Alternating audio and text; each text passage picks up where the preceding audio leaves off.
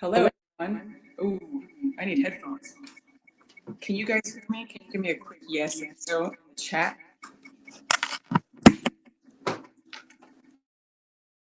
Yes. Hi, Leanne. Hi, Kim. Fantastic.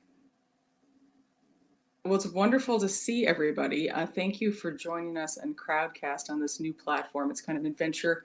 I just kind of got sick of Zoom, and it seemed like this is a very user-friendly interface. We'll find out if that's true, and that it has some neat features that I'll tell you about that will make the replays more useful for you.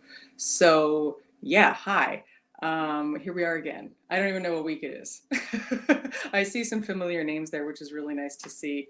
And and I'm really excited to share with you some of my thoughts on busyness. In fact, I was so busy writing down notes about busyness that I totally didn't realize it was already 4 o'clock. So to start, I'm sure people have been to any of these webinars before might be wondering, like, Catherine, which of your notebooks are you going to use today for your notes? It's this one.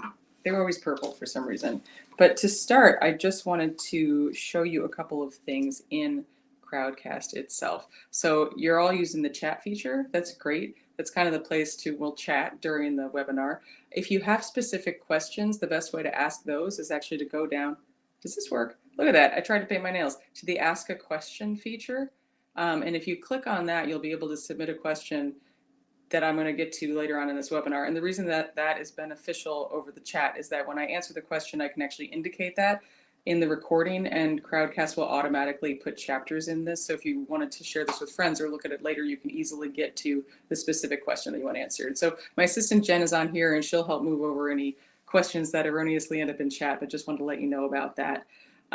Yeah, so I wanted to start, as we always do, by just taking a moment to settle in. I don't know how you guys are doing, but I have had a pretty remarkably chaotic day for not having really left this room. Like, I feel physically disgusting right now. I did shower, but I feel gross because I haven't moved. I did get a better chair for people who were on this chat before. I'm sitting on a yoga ball, so at any point I could just start bouncing. Like, things get bad, I'll just bounce. But I'm just feeling kind of like, ugh, in my head. So I'm especially grateful to you all for suggesting this topic so that I can talk about it and try to help myself. But let's just take a moment, as we always do, to take a deep breath together. I can't see you, it's just you looking at me, but maybe close your eyes and take a deep breath. Let it out. If you're on a yoga ball, do a little bounce. And just recognize that in this moment, you're okay. We're all here on this webinar. There's all sorts of craziness going on. But in this moment, we're okay and we're breathing. So just know that. And I also want to invite you to do something I should have mentioned in previous webinars that I think will be very useful and appropriate to this theme today, which is to ask you to turn off your other devices, to commit for this 20 to 30 minutes of just being here in this experience. And there's a reason for that I'll get to later in terms of our brains. But for example, put your phone on Do Not Disturb. If you're in a room with the door, close it. I lock that door because otherwise there might be a 5-year-old at any moment who just comes into this room. So that'll be hilarious if it happens. But so close the door. If you've got 15 browser windows, maybe close those too, or at least minimize them. Just try to reduce your distractions and see what it feels like to just be present in one experience at a time. So let me pull out my notebook to see what I had put here. First of all, I'd like to thank Leanne, who I see in the chat, for suggesting this topic during the last chat that we did together, which basically was like, I am using busyness as a way to cope. I am busier than ever, and in a way it's great, but it's also driving me insane, and I don't know how to slow down, and I feel chaotic and crazy all the time. And I just started laughing when she asked this question because it was as if someone was just speaking like my own, that I had, I don't know, had an out-of-body experience where I had typed that question in, because it's exactly what I do as well. So I thought that it would be useful to talk about different types of busyness to start with. First of all, just recognizing some degree of level of busyness is necessary. Just necessary because you're probably handling a lot right now. You're probably handling professional stuff. And if you have kids, you're suddenly homeschooling your family. You're dealing with your own emotions. You're trying to figure out where to get food. Like, all these things are busy things that make us busy for a reason. And that's the kind of thing, like, don't beat yourself over that. Like, that's just has to be, as you know, if you've done any of my previous Q&As, very into the idea of recognizing what is necessary or that makes you feel a certain way. Like if it makes you feel good, just keep it. Which brings us to the next form of busyness, which is busyness as a coping mechanism in a way that actually does feel productive and good. If you are using your corona stress to embark on a long neglected house cleaning project, or like maybe you're doing the life-changing magic of tidying up right now and you've been meaning to do it but you never had time and now you're like, all I want to do is tidy, which is kind of where I am right now. Like maybe that's a good thing and you're actually getting stuff done and you're self-soothing and you're distracting yourself from other negative inputs, like using that time to check the news compulsively. And in that case, like that's fine. Again, we want to just really hone in on the things to beat ourselves up about because it's just not really that productive to spend all of our energy self-criticizing. If you're gonna be self-critical at all, just like use it where it counts. You know what I mean? So you've got this necessary busyness, and then you've got the busyness that is your own doing, that you're creating for yourself. And as I just alluded to, some of that busyness is actually serving a good purpose. It's filling your time in a good way. It's driving you to create stuff or do stuff or, basically do things that you would not otherwise have done. So don't worry about that. And it's also keeping you away from the news. But the problem is that there is a line, as is often the case with these things, where if you do too much of it, you're going to overdose. You're going to become so busy that you're not going to feel good anymore. I certainly experienced this myself as a sense of like spinning my wheels. So, for example, if I've been busy doing something related to work, great, but then I'll end up in this phase where I'm just kind of checking and rechecking my email or Trello or something, and just kind of like spinning my wheels and engaging in busyness for busyness's sake. And after a certain point, it makes me feel pretty much like I feel right now, where I've been doing a bit of that today myself, and it's like this is no longer helpful. Basically, I have, I don't know how many things on my potential to-do list for the week, and I'm recognizing I can't do it all today. So maybe I should just step away from the computer and stop trying to be so busy on the computer because I've reached the point maximum productivity for today already. And the other thing is that busyness can be exhausting even when it is a positive thing. So one thing that I think Leanne brought up, and I've heard from a lot of people through the survey, by the way, thank you for taking the Screen Life Balance survey if you have done so. If you haven't already, there's links in the emails, but it's a way for you to also, another way for you to give us feedback about what to create. But I realized like my Zoom happy hour schedule is ridiculous these days. I've been in contact with more friends. I don't have a big family, but more friends than I have in years, which in one way is wonderful. But in the other way, also can be kind of exhausting when you're like balancing all of your Zoom calls. So just recognizing that even a positive kind of busyness can be exhausting after a certain point. So that's kind of what's going on. And so the goal, as I see it, is to make space for stillness without then letting your coronavirus anxiety, which let's be honest, that's part of the driver for the busyness, right? Letting it rush in like a wave to fill up the space that you just tried to create for yourself. So how do we do that? So I have some ideas to share with you. And I wanted to first start with a caveat, which is that sometimes feeling that corona-related anxiety is totally necessary, or your fear, or your anger, or your frustration. This is an intense emotional situation, and I think that we use busyness as a way to shove those emotions aside in a way that is in some ways very helpful as a coping mechanism, but it can also just try to squash things down in a way that's probably going to spring out in an unpleasant way in the future. So if you need to feel just bad for a day or an hour or whatever, that's fine. Don't add a second layer of badness by beating yourself up over that. With that said, what can you do so that it's less likely that whatever space you make will be filled up with that anxiety that you're trying to manage? And I had a couple of steps I wanted to share with you. Well, the first thing, as always, this is a common theme in my talks, is just to recognize what you're doing. Recognize your own tendency to use busyness to fill up your space. Just this kind of like constant meta awareness of what you're doing and how it's making you feel. And notice that can change. You can go from feeling pretty good about dealing with your email inbox to realizing, wow, it's been 45 minutes and now I'm in the spiral. This is not the good kind of busyness. I would like to stop that. Then you want to actually figure out which parts of your busyness is necessary and what dose, so that you can sort out some of the various things. And that's personal to you. I mean, again, I keep using email. Can you tell that's a theme for me? But like what level of organizing your closet is like necessary or useful, and what level is getting you into like crazy person territory? And like, where do you want to be? Maybe you want to be in crazy person territory. I don't know. But sort those things out just in the same way that I always recommend you look at the apps on your phone or the uses of your phone and say, well, it's not all good or all bad. There's great things on your phone and there's things that don't make you feel great. And you don't want to throw out the good stuff or the bad. You want to identify the different uses and how they make you feel so that you can make intelligent and intentional choices about it. So after you've recognized what you're doing and figured out for yourself what sorts of busyness tend to make you feel good or are necessary and in what doses, you can then do a shift in your mind to reorient yourself so that you're actually committing mentally to the idea that you are going to make space for yourself. You need to actually make that decision, because if you don't take control of that intention, that's when other stuff is just going to flood in and take your time from you, whether it's emails or the news or whatever else. That's the way to take control. And that could be done in the form of actually scheduling time for yourself. I don't know, in one of your 17 planners that you keep.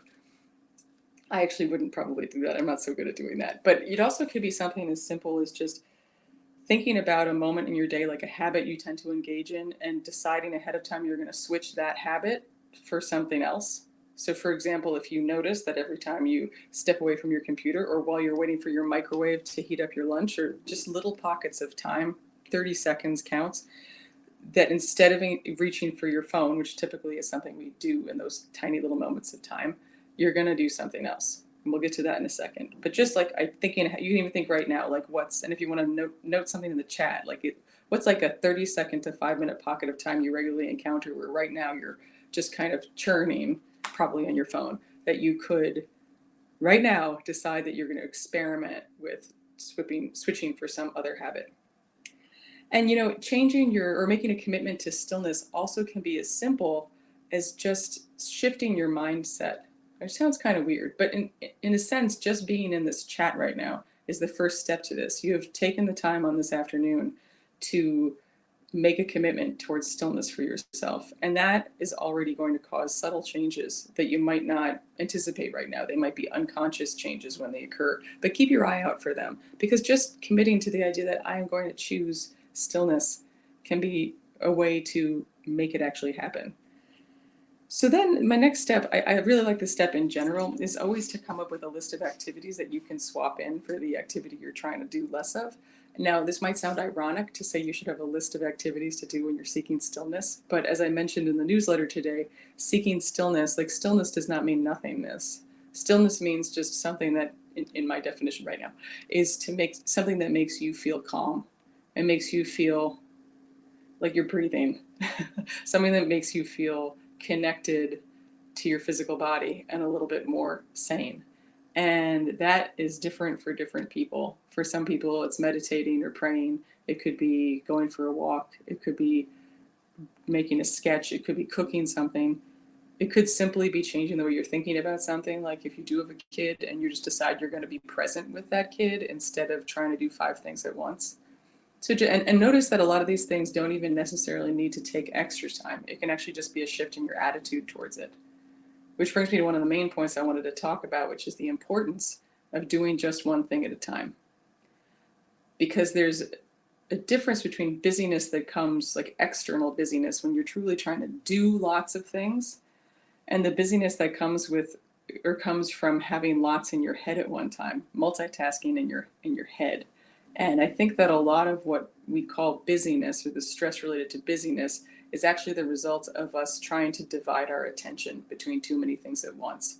And so one of the simplest ways you can feel less chaotically busy is to experiment with just trying to do one thing at a time, just as I invited you to do at the beginning of this chat. I realized as I was getting ready for this, one way to do that is to actually create a physical block for yourself. Like I don't normally wear nail polish because I hate waiting for my nails to dry, and also it lasts like 10 minutes and then it comes off. But I realized I could paint my nails and then I wouldn't be able to do anything really with my hands for the next 10 minutes or however long you're supposed to wait for a nail polish. I don't know. It's chipping. But you know what I mean? Like you can actually do things to kind of make yourself slow down. And I think that, I know that one of the reasons that multitasking feels exhausting, that kind of busyness is draining, is because you're stressing out your working memory. This is the part where I get dorky for a second. But basically your working memory is the part of your brain that holds on to like everything in your consciousness in this particular moment. It's the part of your brain that's responsible for remembering names at a cocktail party. It's probably the easiest way to think about it, or where your keys are. And we all have had the experience where you're introduced to multiple people, and at first you're like, oh, that's fine. One or two people, that's fine. But once you get beyond that part, you start stressing a little bit, trying to remember all those pieces of information. That's your working memory feeling exhausted. It really can only handle between about 3 and 5 pieces of information, and then it starts to like flip out. So I've just realized myself that a lot of the stress and discomfort caused by, for example, spending a lot of time on your phone is because there's so much stress being put on our working memory. And the same is true for like reading an email that has 35 links in it. Your working memory, even if you're unconscious about it, is actually trying to keep track of all those links and decide whether or not to click on it. And it makes you feel really mentally tired. All this is to say, if you're feeling mental exhaustion, you may really want to try this just do one thing at a time mantra for yourself. Just repeat that to yourself throughout the day. You won't always succeed at it, but I really think that can be very helpful. Also, just practicing saying no. And I mean that both to other people and to yourself. Other people kind of makes sense. If people are asking you to do more and more, try to protect your boundaries, but also for yourself. Like, try to figure out, and I'm saying this to myself as well, like, how do you say no when your own brain is trying to invite you to do more and more things? And that touches upon the subject that I brought up in last week's newsletter. If you guys saw it, it was separating your shoulds from your wants and your needs, because a lot of what we're doing with busyness is acting on our shoulds. Oh, I really should do X, Y, Z. I should be, I don't know, like, what is closet? I don't even have any closets here. I'm not in my own house right now. I'm with my family. But anyway, cleaning a closet. I should clean that closet.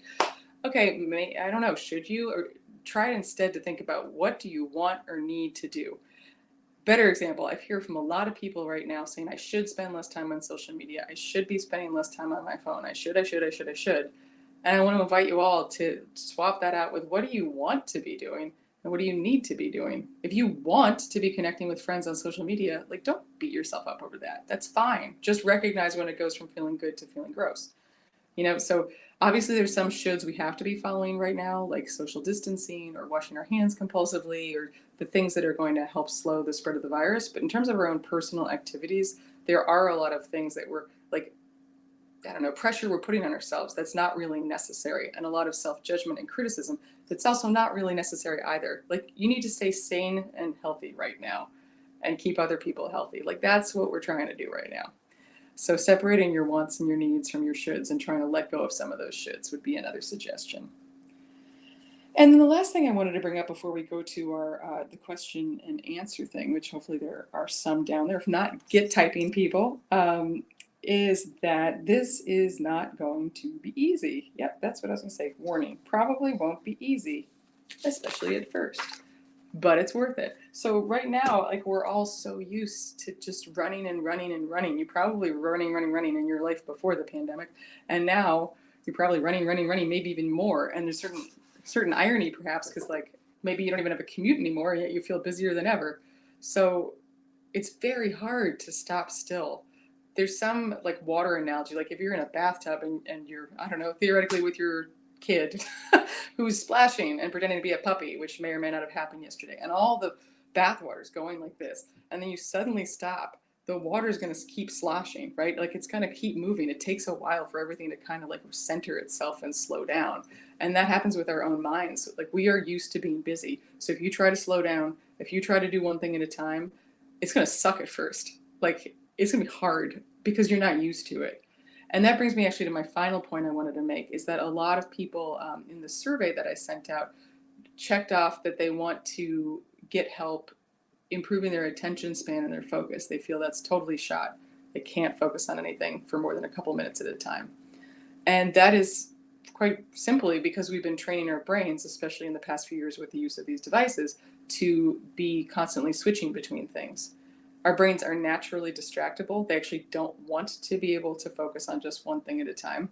And the reason being that if you imagine a situation, they like always talk about our ancient ancestors and like being hunted by lions. I always go to that. I don't know why. But anyway, if you imagine that you're someone like a cave person, I don't know, sitting under a tree reading a book. I know they didn't have books. Just go with me. So that you're reading a book and you're totally lost in thought and you're not distracted. You're totally focused. And then there's a rustle in the branches or the leaves or grass or whatever, and you don't notice it because you're so focused. Well, that could actually be a threat. Like what we talk about as a distraction could be a threat. That could be actually a predator that is now going to attack you because you were so lost in your novel. My point being, it's actually an evolutionary advantage to be very distractible. It's what our brains want to do. So it's actually highly unusual for us to have gotten to the point in our recent history where we're able to sit down and read books and focus on just one thing at a time.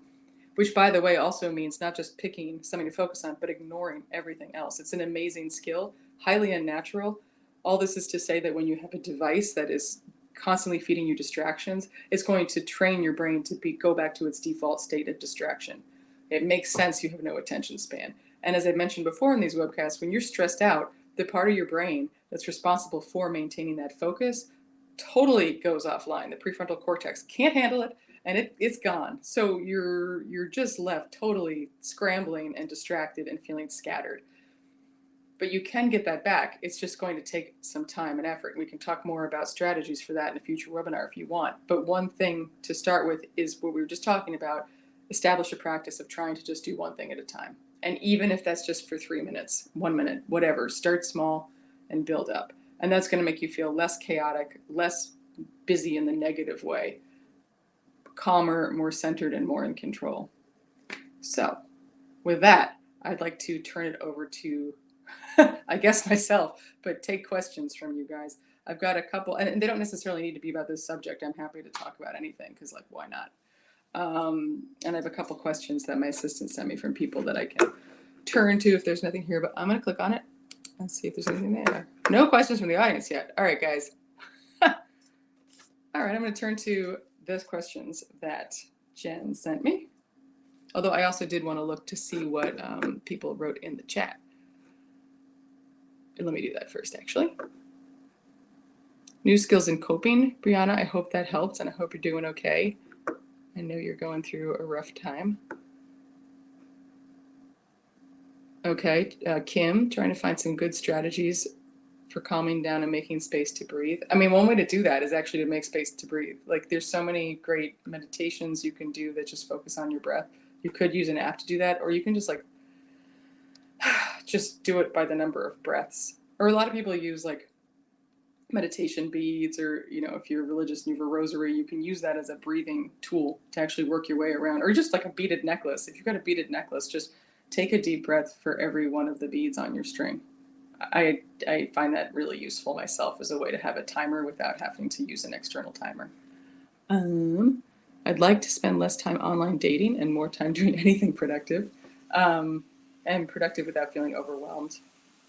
Follow through is what I need. I really have been finding, I know I've mentioned this like 30 times, but I'm going to do it again. These goal crazy journals, I just started a new one that have this, like, because I suffer from that as well. Someone's vacuuming in my house. Can you hear that? That's a helpful background noise. Okay. It just gives you a chance to actually, like, write down your number one goal for the day, and then have your important goals, and then, like, the not so important goals. You can do this without the planner too. You could, and we have journal prompts that Jen, my assistant, and I put together that are in the newsletters. But basically taking a bit of time every morning to pre-identify what your goals are for the day, which actually I should have brought up in the main part of this webinar, because that's really helpful in reducing the frantic busyness, is pre-identify your goals for the day. And then write down the things that you're not going to do today, because you can't finish it all. You're just not going to have enough time. As far as the dating thing, I think it's important to recognize that dating apps are just like little slot machines. So just recognizing that's happening. Because if you think about it, like, you're hoping to get a match, you're hoping to get a message from someone. I mean, the apps are deliberately designed to trigger dopamine, which is a chemical that your brain uses to record when something is worth doing again. And it's how we establish our habits. And it's also how we establish addictions. But it basically is like rewarding you neurochemically for checking the app. One suggestion I would have would be to delete those apps from your phone.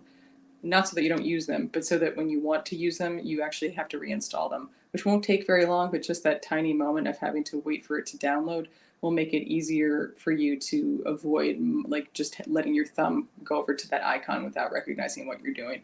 I use that myself for stuff like social media, I don't keep it on my phone. Like if I actually need to look at social media for some reason, I try to do it from the desktop, or I install it and then delete it again. And none of these apps is going to lose any of your data pretty much ever, no matter what you do. So you don't need to worry about that. But that would be a suggestion that I'd have. And I don't know what level of relationship you're in with these people, but I think the quicker you can get it to a phone call, the better, just because it's nicer to hear someone's voice. I mean, just in general, whether it's a friend or someone that you're in a relationship with or someone that you're maybe going to have a relationship with, I think the human connection of the voice is really important. Okay. How do we help our kids and teens regain focus? I'm going to skip that for a second, Madeline, because that's a hard one. How do we sell our family and reducing screen time? Oh, great. Brianna, I'm glad to hear that has helped you to delete and re-download. Okay, kids. I think that the first thing I would suggest is helping to share awareness with them. So in other words, if it's like a finger wagging thing from parents, that never is going to work. It's just, we mean well, but we'll be annoying. My book, How to Break Up with Your Phone, is written in a way that is really accessible from middle school on up. This is not like me trying to sell my book. I basically make like 40 cents per copy, and it's like $6 on Amazon right now, but I truly think it might be helpful. If you share that with your family, because I think the more that kids recognize what's being done to them, the more they'll actually want to change for themselves. Another approach to take is to talk about the social media companies themselves and the makers of these apps, and how basically they're treating all of us like we're idiots. They are basically stealing our attention from us and our data, with the assumption that we're not really going to care. We're not really going to notice. We're going to allow them to get us sucked into this cycle of like performative posting and caring what strangers on the internet think. And if any of us really asked ourselves if that mattered, we'd probably say no. But these companies are totally taking advantage of us by putting deliberately addictive design into their apps. They're modeling the apps after slot machines, which are widely considered to be the most addictive machines ever to have been invented, to get us and our families hooked.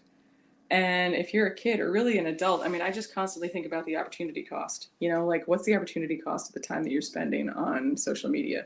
Are you becoming a more interesting person? Are you getting any new skill? Are you having an experience you'll actually look back on and remember? It's really interesting to hear the perspective of some very creative people and their uses of screens. Like, for example, David Sedaris. I was listening to his masterclass, which was really interesting. And he was talking about how, he just goes out and experiences the world without his phone, because if he's just looking down on his phone all the time, he's going to have nothing to write about. In terms of focus and attention, I think that if you did a family challenge, something where like everyone has a challenge of how long they can do one thing without getting distracted, might be a fun way to do it, because let's face it, adults suck at that too. Anything that gamifies it with the kids, I think, is useful. And also just having some, like show, don't tell, like have a movie night where you all put away your devices and try to actually just watch the movie, and then see how hard that is for everybody and talk about it afterwards. Or a dinner when everybody puts away their devices and you notice how twitchy you are. Turn it into like a family game or a family challenge. Yeah, we should do a whole separate thing about kids, so they do have a lot of thoughts about that. Okay. Let me go to the actual question in here. Oh man, I've totally been failing. Oh no, I guess I'm now answering I'm going to start answering this question. Okay.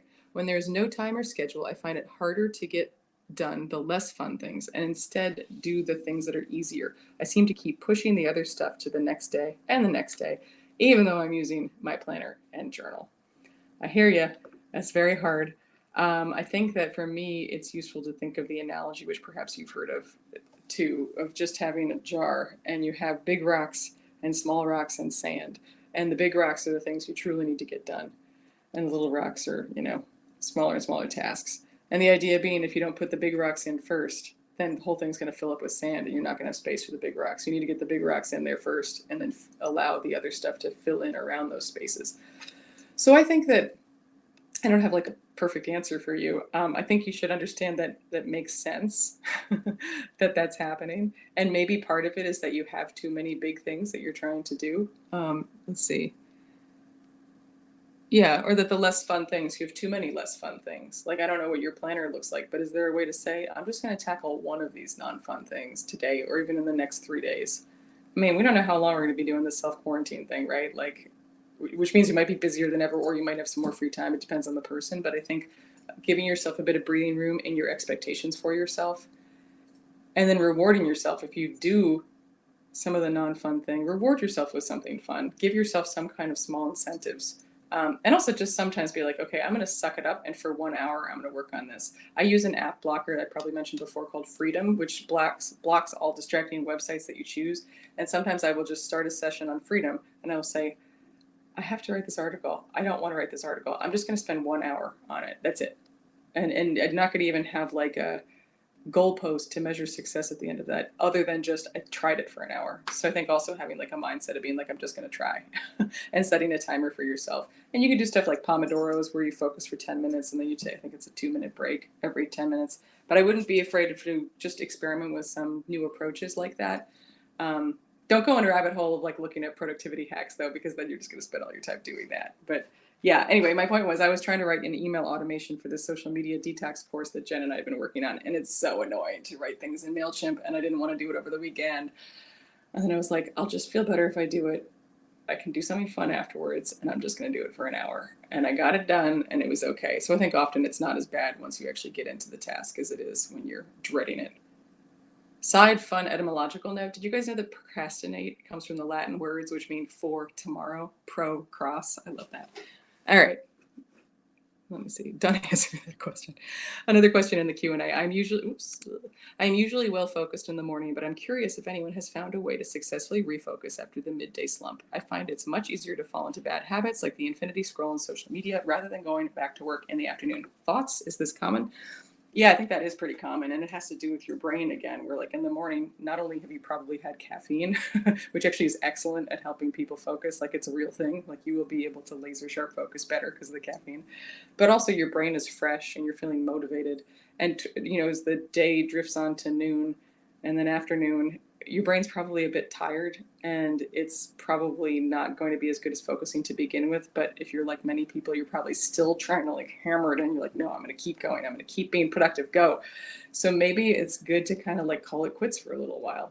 Take a step away, take a breath and go do something else for a while. I think that if you're like many people and you're working from home, you have probably more of an ability to kind of like self-regulate your schedule because no one's over your shoulder watching you in the same way. So like maybe, I don't know. I think about it in chunks of time for myself. If I've been on my computer for 3 hours, like that's a lot of time. Like I can't really focus beyond, I don't know, what is the average? It's like 45 minutes or something. I remember I had a teacher in high school who talked about how that was even unreasonable to focus for that long. But anyway, I think that noticing that is the first step and structuring your day in such a way that you do something energizing in the middle of the day, or maybe you actually take a lunch break without your phone and then step away. And then maybe you have like an hour or two more in the afternoon, but just recognize that you're not going to be able to be at maximum productivity for more than a couple of hours a day at most.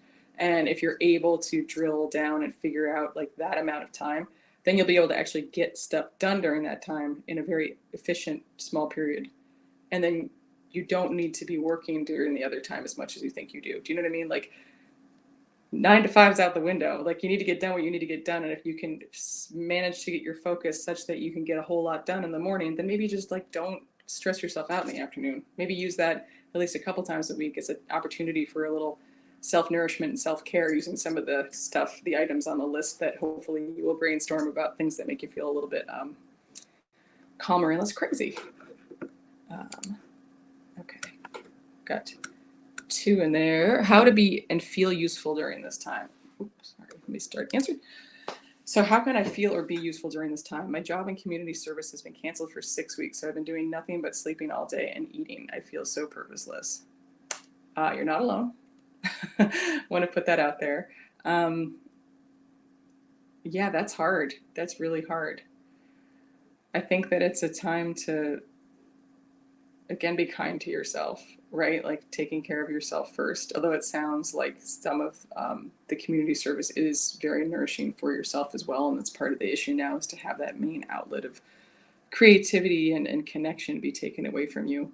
Actually, I had a friend who was furloughed and then she sent out some email, asking if she could use the company Zoom account to like help other people. There was some like benevolent use of it. And then she got kicked out of her email account because they're like, you're furloughed, you can't even have access to your email. So it was this desire to help that was totally shut down. And I think left her feeling pretty isolated and depressed about it. So I just wonder if there's, other ways that you could feel a connection to a broader community in ways that obviously are not through your normal channels of these official community service things.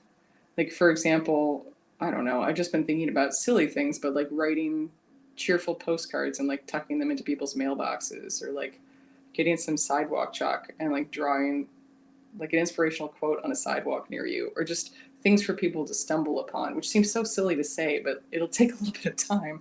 And it can be really nice to feel like you're doing something to brighten, just put a little smile on people's faces. I think also there's a lot of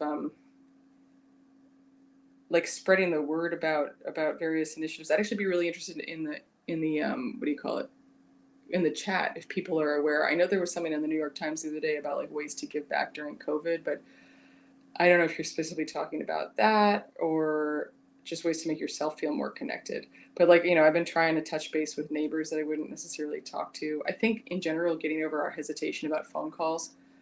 I think also getting outside is very important for mental health. And I recognize that it's increasingly hard to do that because so many public areas and parks are being closed. But just anything that can get you outside and like allow you to like hear a bird is going to be beneficial. Especially if you're feeling depressed and hopeless and having trouble getting out of bed. Maybe also like laying out some pants the night before. This sounds so silly, but I just got it on my pajamas right before doing this call. So maybe putting out a change of clothes so that when you wake up and you're feeling lethargic and sad and you see that, you're like, okay, at least I don't have to choose, like minimizing the choices you have to make. But I think it's hard. I think it's really hard. Maybe cooking something for a neighbor, even though you can't really, like have it with them, but cookie bomb people, that'd be kind of funny. Bake some cookies if you can get flour and leave them in people's mailboxes. I'd love to hear other suggestions in the chat, but I guess I want to say I hear you. That's really hard. And I think just start small and don't expect too much of yourself, and try to really orient around this like want and need idea. What do you need in that moment for your own sanity and mental health and well-being, even if it's very small, even just taking an extra 2 minutes in the shower so that you can just feel the water on your back and relax. I think that can be useful. And I'm wishing you the best. Oh, great. Oops, I shouldn't have stopped answering that question. Can I reopen it? Oh, I'm reopening it. All right, reopening it. Nope, wrong one. Oh man, this is confusing.